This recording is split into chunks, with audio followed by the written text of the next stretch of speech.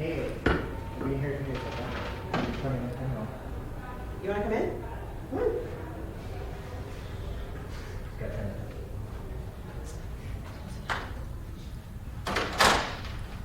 So most of you kind of already know about the Warren Ballpark, but we'll kind of still talk about it and have some fun with it. One of the quotes on the book that we have, which if you do not own a copy, we are selling them back here. It's a book all about the Warren Ballpark. And it always says, you know, if there is a place where ghosts of baseball players come at night to relive their glory days, it's the Warren Ballpark. And so that's what we're going to talk about. And if you guys have never been there before, you'll understand what we mean by that, because walking through those halls is almost magical when it comes to baseball. So it's our little field of dreams down in southern Arizona, and we're going to kind of talk about the extreme history that it brings. So talking about the Warren Ballpark, my name is Patrick Murphy, and I am the president of the Friends of Warren Ballpark, a nonprofit group, and our job is simply to keep the ballpark alive. Something I like to say is, you know, why am I so involved in the Warren Ballpark? Why is it interesting to me? Is I grew up in a house that is right there. So I used to sit on my front porch when I was a kid with my dad, listening to the crack of the bat happen and echo through the canyons down there, and hearing the amazing parts of this ballpark that I grew up loving, and I want to keep around for another 100 years. So that's my personal story behind the ballpark itself. To kick us off, do a quick YouTube video of a news story that actually aired in the local Tucson group, or Tucson news channel, and kind of give us a good dive into what we're going to talk about. Because they can actually say it better than I can. So we'll start there, quick 5-minute video, and then we'll continue to talk about Welcome back. When the Bisbee High School baseball team takes its home field, it does so at a place that started fulfilling baseball dreams way back in 1909. Kids step up to the plate where baseball legends once put on their batting gloves. Tonight's trip into baseball's past takes us to Warren Ballpark, the real field of dreams.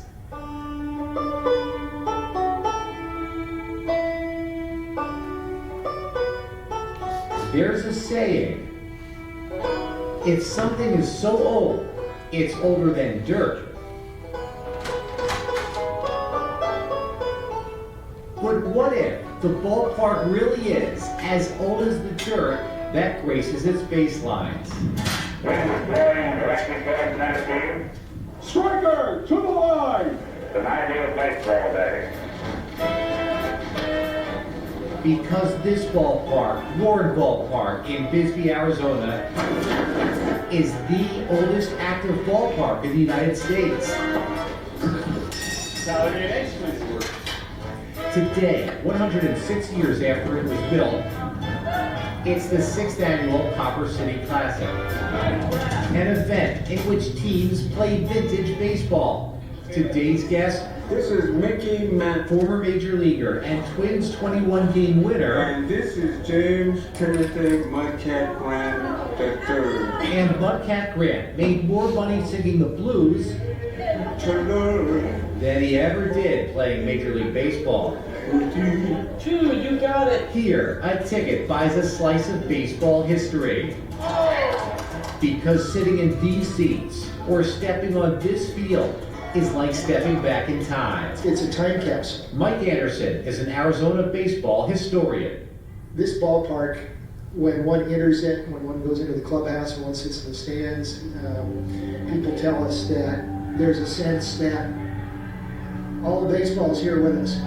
It's been said you could hear the sound from steel cleats still echoing from a 1930s clubhouse. Going through the dugout onto the field, we had one player tell us this is positively lithium. In fact, many of baseball's greats once put on their minor league caps at Warren Ballpark. 16 Hall of Famers who either played, managed, or umpired stood on this very infield and counted run after run on this rusted scoreboard. That includes Honus Wagner, Connie Mack, John McGraw, And numerous others like Sid Cohen, who struck out the Babe, but who also surrendered his final home run. What it does is it epitomizes what baseball was, because this was the starting point for young ball players on their way up the ladder to play in the big show. This ballpark represents the best of baseball and some of the least of baseball too. Like Hal Chase, who after being banned for consorting with gamblers was relegated to an outlaw league, the one with the Chicago Black Sox team that threw the 1919 World Series. If there is such a place where ghosts come out at night, it's not going to be from a cornfield in Iowa, it's going to be from these hills.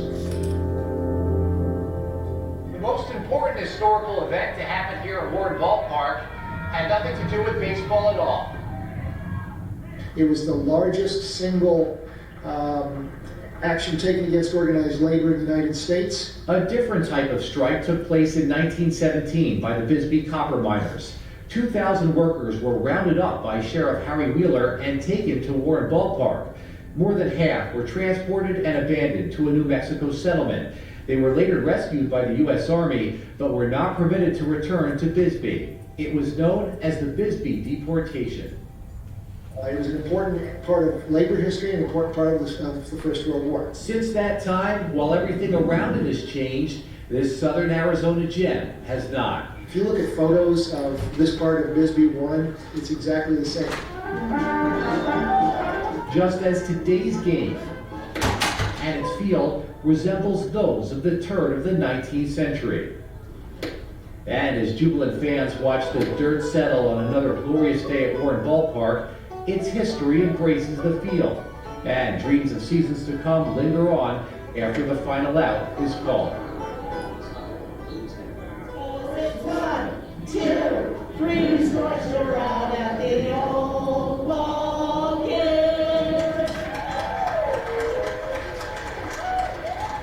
And just today, I got a note from a viewer who learned of our story. His uncle, Buster Adams, played for Bisbee High and later the 1946 Cardinals World Series winning team, a major leaguer who likely learned the game's fundamentals at Warren Ballpark. I love that story.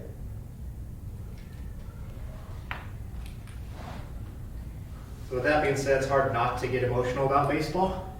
But we're going to dig in a little more about the ballpark. I've told a lot of really good stories. Something I do think that's noteworthy is that was the 6th Copper City Classic.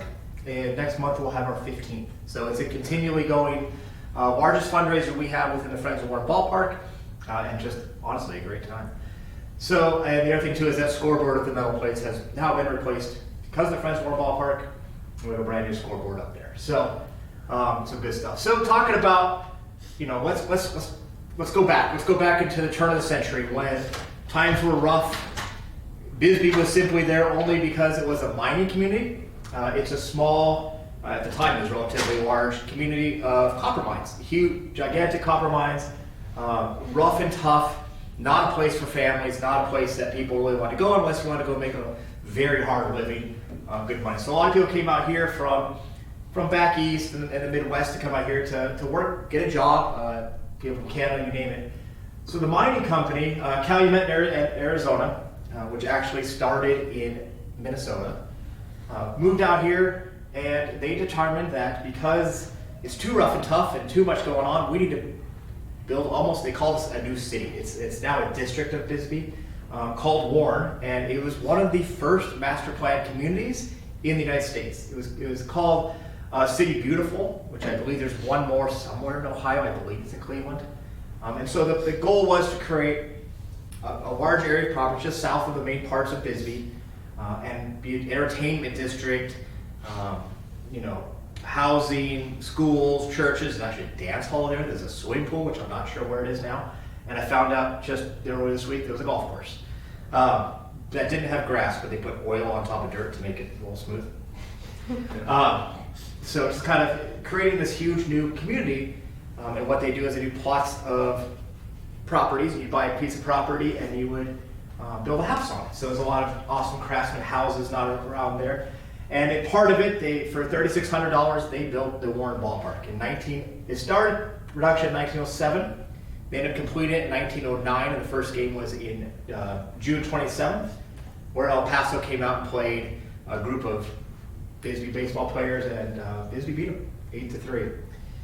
So Bisbee, there's been many, many different teams that have played within Bisbee. There's been company teams. There's been just actual professional teams. We'll discuss all of that in general.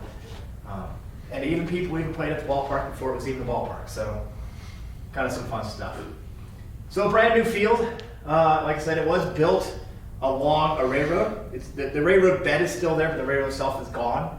But it was a railroad that go all the way to Tucson. If you see on that, you probably know in Los Angeles. It goes to El Paso, so that's how El Paso got there. And it was right at the stop. So there's a little stop right by the ballpark. You can get there. You can also take a trolley down from Old Bisbee to come on out. And the railroad was great for bringing people there. And also we'll talk about how it unfortunately became a downside of taking people out of Bisbee. Created a place, provide a place for entertainment with newly created cities. I spoke of as, hey, come check out, entertainment. It's also a multi-purpose field. We're talking about baseball now because it's a historic baseball event. But there was rugby, soccer. The high school has played football there since 1910, I believe. Baseball, as we spoke of. There was a rodeo there right around the turn of the century. And even troop housing during the First World War and the Mexican Revolution. They actually housed a lot of troops there just to kind of prevent the overflow of the Mexican Revolution coming across the border, because it's about 3 to 5 miles from the border, depending on how you map it. There's even a wild story of them sighting machine guns there, so I don't think that still happens, but I could be wrong. So we had a lot of visiting teams come to Arizona, specifically the Warren Ballpark. One of the wildest ones, which I just found about a year ago, the Boston Bloomers, which was an all-female team at the turn of the century, came out and played against the Warren team. And so that was kind of fun. They actually played in 1908 before the field was even finished being built. So they played just on a dirt lot, basically. It is noteworthy that the women did beat the team that Warren put together to play against the both men. I believe it was 11-4 was the final score. So kind of a fun fact. The House of David, which is probably a very fun historic event of baseball, they came out and played in 1928. The Chinese University of Hawaii visited in 1915. I was going to put a newspaper article up, but back then they were quite racist, and I can't throw that up there. So even the headlines was like, oh, this is not cool. So the New York Giants and Chicago White Sox, during their tour, when they went across I believe it was 13 nations they played across, they swung by Bisbee. And that is where you get a lot of those, Jim Thorpe played there. A lot of those big historic figures, people that were in the Hall of Fame, things along those lines. So a lot of people, especially around the turn of the century, early 20s, things along those lines, came and visited and just put on a demonstration. The Irish Mags played there too. I forgot to put that in there. I'm not completely sure who the Irish Mags are, but I found a cool news article. I'm sure someone knows about them. So we talk about, the fun stuff of it. Unfortunately, with history, there's always a downside. Not always, but there's usually a downside that's kind of tough. As we saw in the video, the Warren Ballpark was the site of a deportation.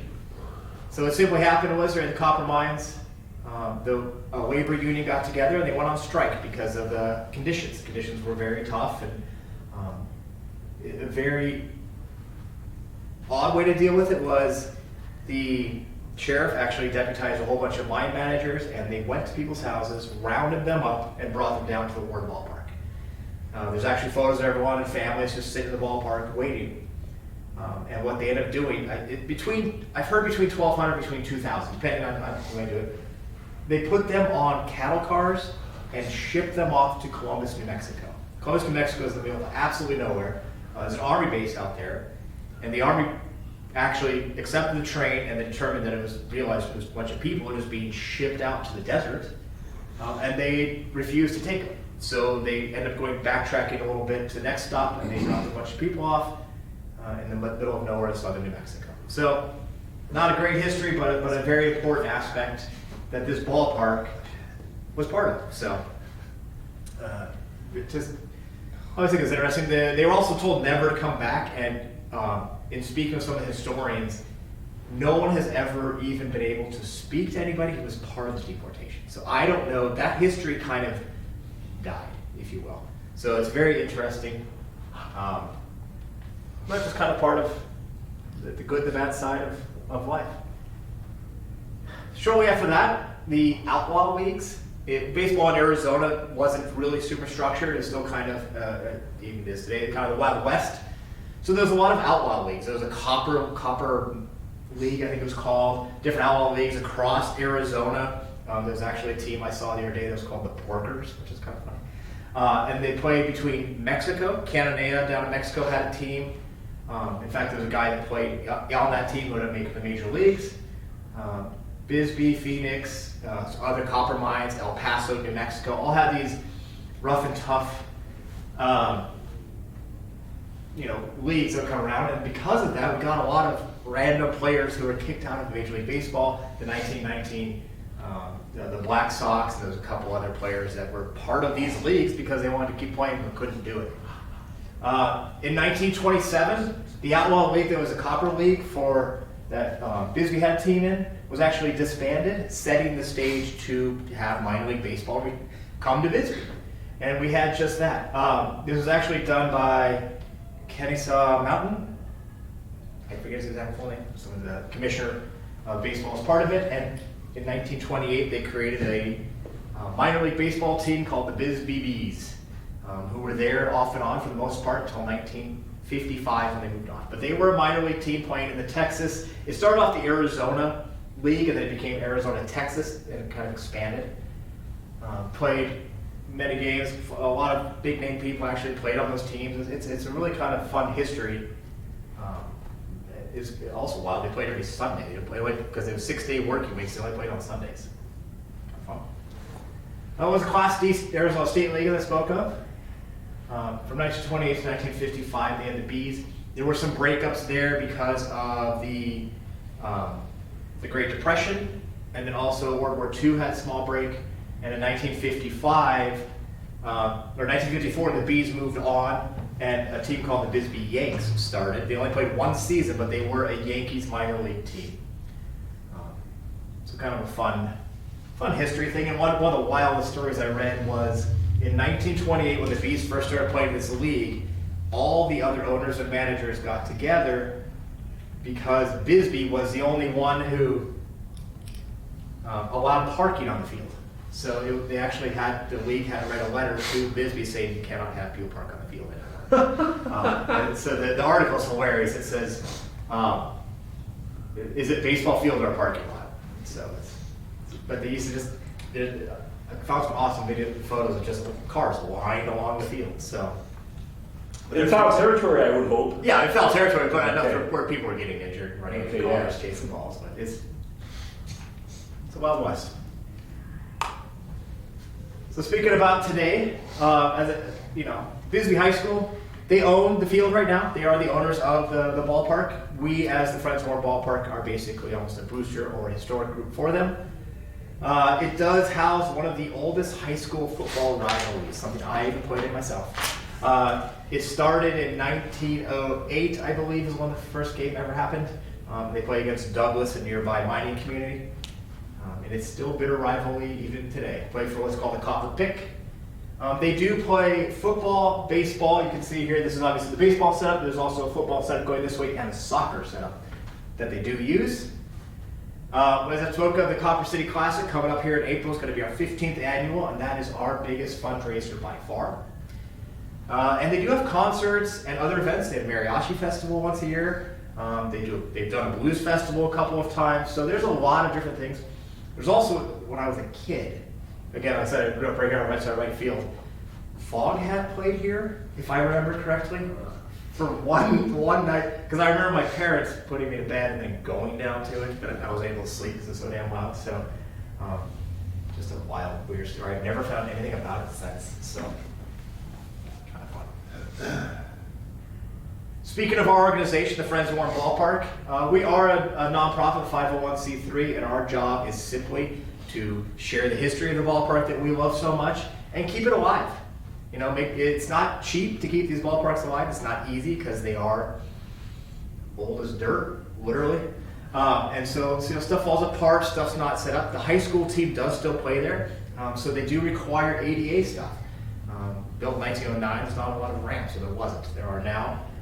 Bathroom. Since we've taken over, we've upgraded the baseball grandstands. The football grandstands are a different story. We put in new bathrooms because the bathrooms used to be just the old clubhouses. So you go in there, it's kind of fun, but it's not accessible by everybody. And we've resurfaced the infield, which was a wild thing. It hasn't been redone since 1957, and the first base and third base lines were almost catwalks at this point because they started to slope off. So people are getting injured. So we put in some funds to actually redo the entire infield, and that's been done about a year now. The scoreboard we spoke of is brand new, probably 4 or 5 years now, and we've rebuilt the entire fence. The fence was the original fence we saw from 1909, and it had not been rebuilt at that time, and so we actually paid to do the entire wooden fence all the way around it. Fun fact, I do have 2 fence sections in my garage. I was wondering. Yeah, Where's that wood? while they were doing it, I went and just grabbed 2 of them. Good. They weigh about 400 pounds and have about 75 nails in each section. But it's sitting in our garage, which I'm sure she's happy about. But so we do have 2 sections. But gotta find the old green fake part. And some fun facts about it. When baseball team now plays, they have a temporary fence put in. Not that long ago, even when I played there, the fence used the wooden fence, and dead center was 445 feet. So not a lot of balls flying out of there. I think it was 380 and 385 to corners. So large size, to say the least. So if you want to help, we're obviously always looking for any help we can get with this ballpark. Like I said, it's not easy, not cheap. We do have a couple things. One thing we do is we have books. If you don't have a book, grab yourself a book. We're selling them over here, $25. All the proceeds, any money we raise, go right back to the ballpark. We do have a website. If you are interested, we do have a website, thefriendsofwarrenballpark.com. Check it out. We have merchandise you can buy. Get anything you want to do, some information, some interesting stuff. Visit us on Facebook. We do have a Facebook page. It is the Friends of Warren Ballpark. And you can always contact me anytime you want. I do have business cards over here. Feel free to grab one. Contact me. And of course, if you ever want a tour, you can always do that too. So I'm way ahead of myself. What questions, thoughts, discussions? So, in the previous session, one of the gentlemen commented, and I would totally agree that it should be a national historic landmark. And what have you guys looked into it, and what can we do to, what are the steps, and what can we do to help with that process? We've looked into it, and I've spoken with the Park Service. I believe they're the ones that do it. We've got it kind of rolling. We haven't done enough to look it up, and that's just kind of not done. So I think the big thing is just to do it. And then is the benefit of that additional funding or protection or? Protection is probably the biggest thing. Okay. The tricky part that we really run into is the school owns it. It's their property. Right. So if they don't want to do something, they might not help us with that. Because, for example, it might be historic, so they might not be able to do something they want to, a change they want to do it. And that's kind of the weird dynamic we run into. Unless you can find somebody, because schools will never turn down funding. That's true. So That's kind of donor. exactly, and that's kind of the big thing. Donor-wise is always good for that. And actually, I'm almost positive I read this recently. The town itself, Warren, was just recently designated as a historic society. So it's okay. yeah. So everything around it's already just recently, within the past year, I believe. Did you guys know about? Heard about that? It's the first planned neighborhood in Arizona, Yeah. too. Okay. First planned neighborhood. Yeah. It's crazy. Is there any like putting in lights for night games?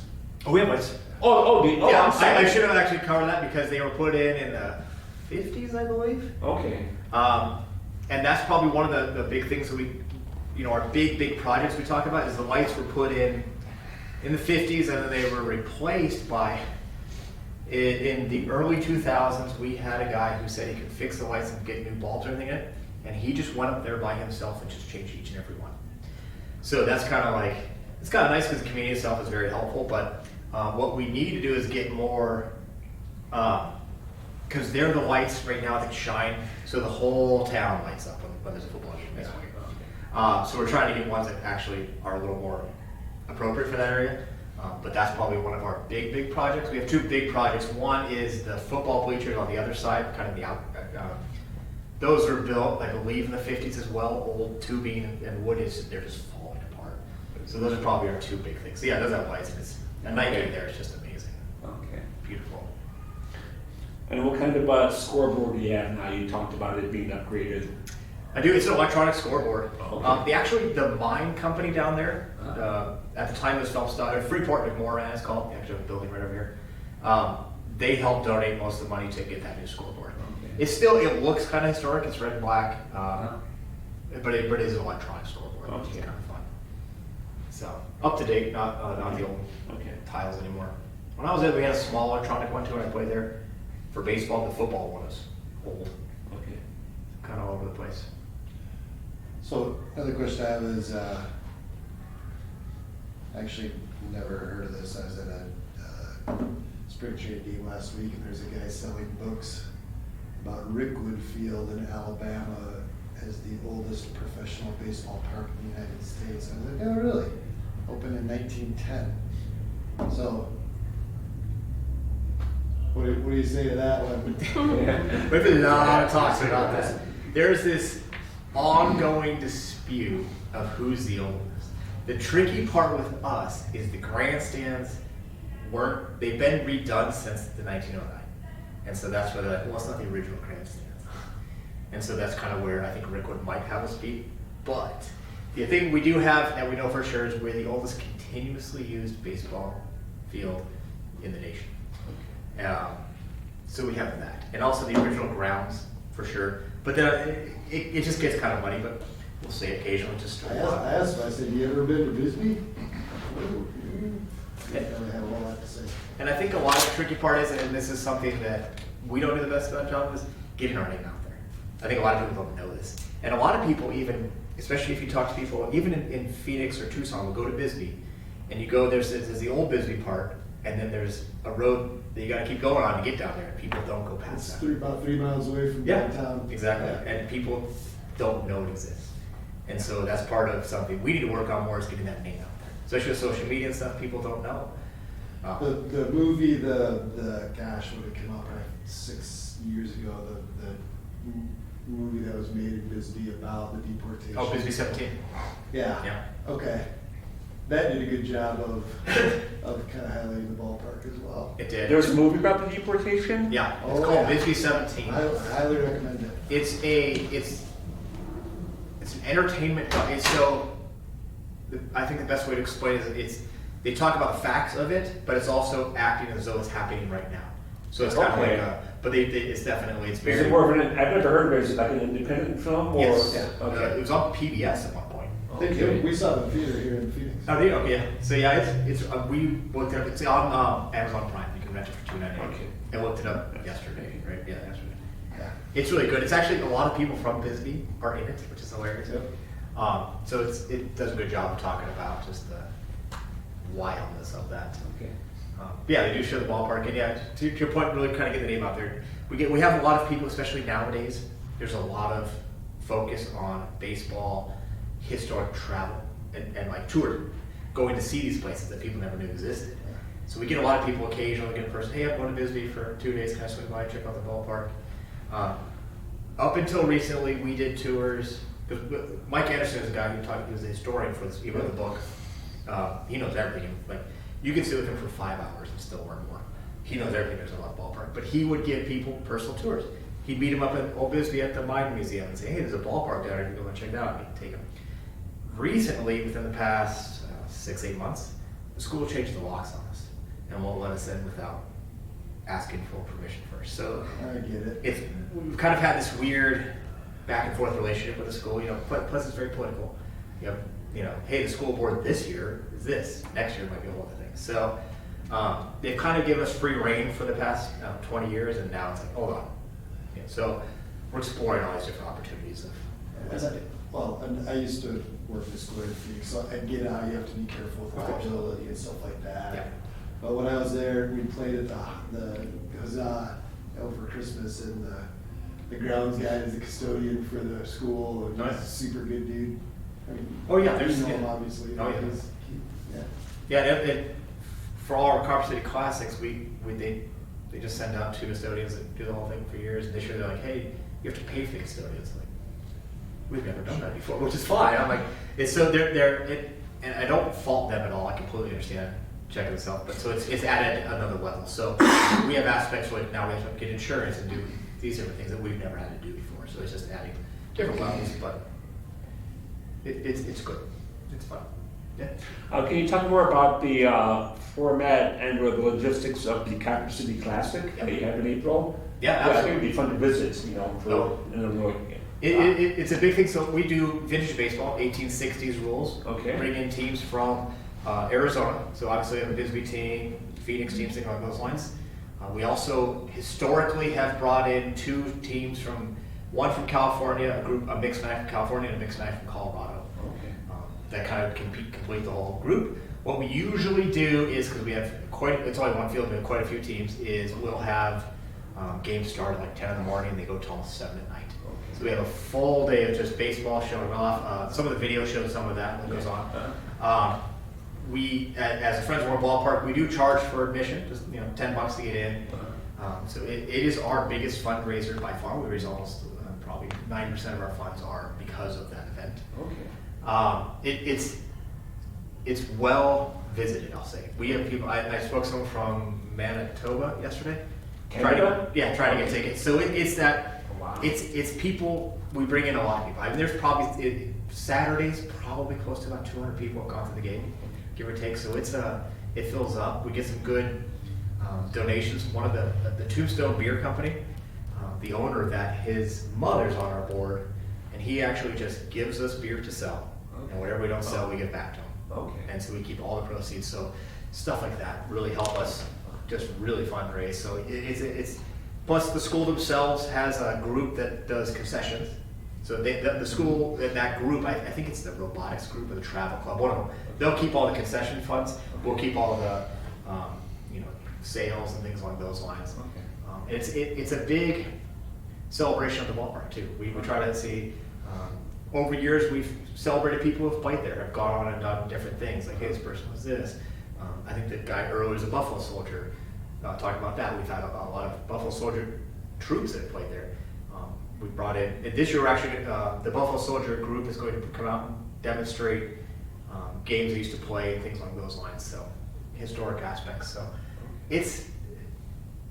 obviously it's near and dear to my heart, but I think it's something as a historic vintage group we love, look forward to. Like, that's our coup de grace, if you will. Okay. So it's fun. This year it's going to be April 11th and 12th. We do it first weekend of April every year, except unless April falls on Easter, then we bump it back. Okay. So yeah, a lot of work, but it's worth every minute of it. 2-day event, Saturday and Sunday. And curious, how many people here are not from the Arizona area? Illinois. Illinois? Yeah. Wow. Okay. Yeah, and I'll put a plug in just for I grew up in Iowa, I moved here 20 years ago or whatever, but I'll just put in a plug for Bisbee as a town.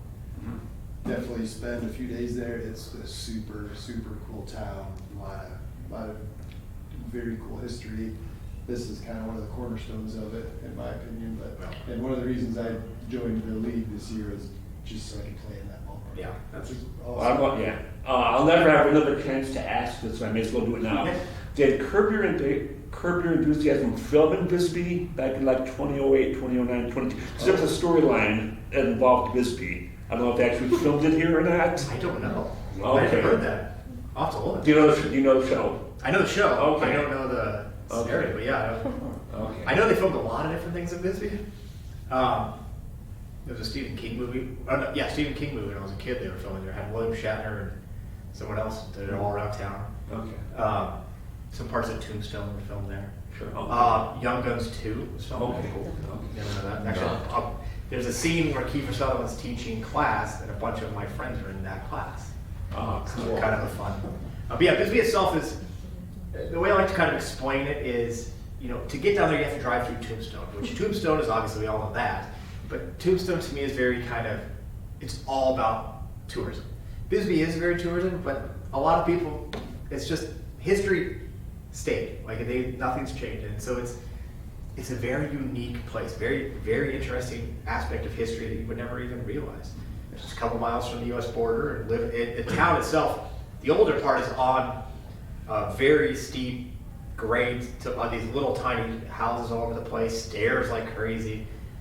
It's an 88 nightmare, but worth every penny. So I mean, there's bars that you can't go to the bathroom if you can't go upstairs, and so it's fun.